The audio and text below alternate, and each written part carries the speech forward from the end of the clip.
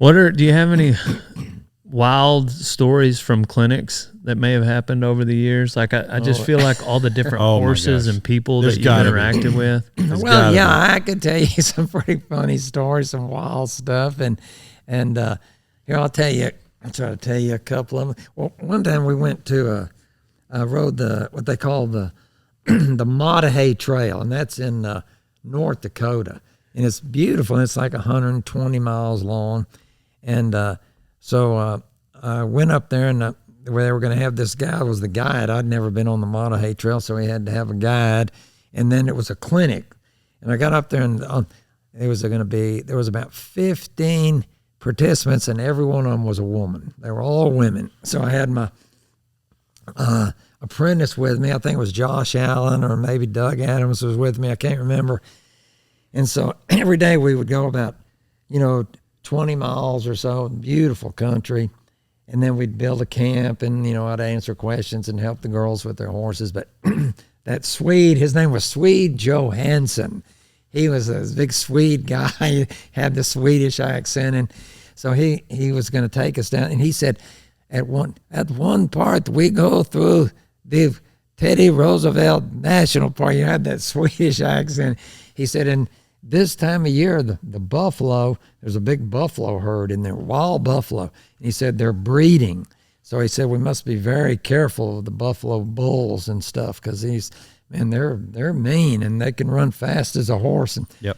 So anyway, so about the third or fourth day, we're in this Teddy Roosevelt. We'd made it that far, and we go down in the middle of the day in this cottonwood draw and take a little break. Then we get settled, and there's a little creek down there. I swear it ain't 2 feet wide. Well, the ladies couldn't get their horses to cross the creek. And so I literally had to get off my horse. I gave my horse to Josh or Doug to hold my horse.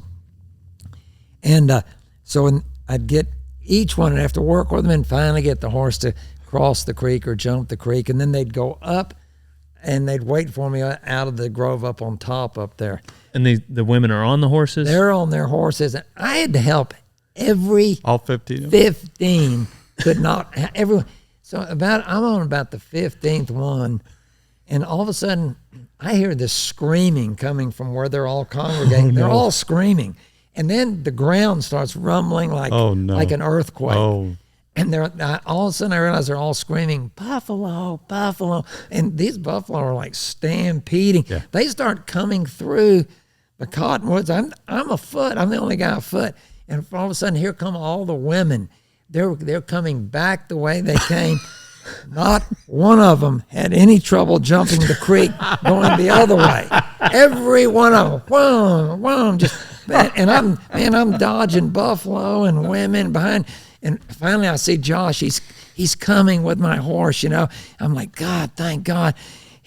He doesn't even stop. He just rides by and throws the rein at me. Just every man for himself, just gone. Good luck, Craig. Oh, that's hilarious. Yeah, good luck, Hope Craig. to see you tomorrow.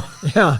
But anyway, not one woman had trouble crossing going the other way. Then, yeah, just need a little motivation. Golly. Well, that's a new one. I've never heard that story. That's hilarious. That's a good one. Oh, my Lord. Nobody got hooked. Yeah. No, we didn't. Here, I'll tell you a real quick funny one. One time I went with Ty Murray. He's a good friend of mine. Of course, Ty is one of the best rodeo cowboys ever was. And 9-time world champion. And anyway, so I had that ranch in New Mexico. I think Lincoln. He went up there with me, and yeah, beautiful ranch there. And so I had 7,000 acres. My ranch was just a half a section, but I had the ranch next door lease, which is 7,000. So Ty and I decided we're going to go up there and just camp out for about a week, And so we take a horse, and we got a pack horse, and so we ride up there. And so the first night after we make camp, we're just way up in this wild country, and I break out these moccasin things, and Ty goes, "What are those slippers?" I said, "Those aren't slippers. Those are camp shoes." Well, he gives me the hardest time calling them slippers the whole time. Cameron, he always calls me, Cameron, you got your slippers on this evening? I mean, this went on for a week. Well, he had this brand new pair of custom boots. Well, it kind of rained one night, the last night before we were going to head out. And so the next morning comes, and he cannot. We're going to ride out there. I mean, we're packing all the tents and we're leaving. And Ty cannot. He cannot get those boots on his feet. I mean, we put pancake powder in there. We put sand.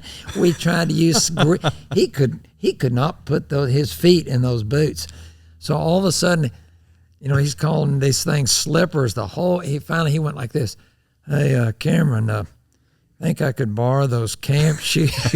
I went, camp shoes? All of a sudden they're camp shoes? Yeah, they're not slippers anymore. So anyway, he had to borrow the slippers, and he had to wear them out there. He couldn't get those boots on. But all of a sudden they weren't slippers anymore. That's hilarious. They were camp shoes. Yeah. What